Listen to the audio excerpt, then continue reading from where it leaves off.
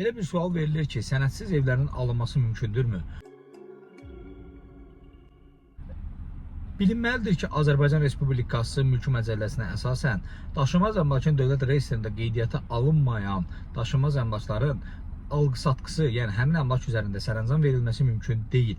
Bu cür əmlakların alınması hüquqi baxımdan risk hesab olunur. Xüsusilə qarşılaşdığı məsələlərdən biri budur ki, mənzilin qazı, işığı, suyu, yəni yaşayış yerinin qazı, işığı, suyu digər şəxsin adına keçirilməklə alqı-satqının formal olaraq həyata keçirilməsi hallarına rast gəlirəm ki, bilinməlidir ki, bu qanunla mümkün deyil və bu alqı-satqı üsulu kimi qiymətləndirilmir. Ümumiyyətlə, o mənzil sənədi yoxdursa, heç kimin mənzili hesab edilmir. Bu baxımdan da bu cür alqı-satqının tərəflər arasında şifahi razılaşma hesab oluna bilər məntiqlə, çünki qaz, işıq, su ümumiyyətlə alqı-satqı hesab olunmur və bu cür alqı-satqı ümumiyyətlə hüquqi baxımdan tanınan deyil, hüquqşünaslar tərəfindən, o cümlədən mənim tərəfimdən məsləhət görülmür.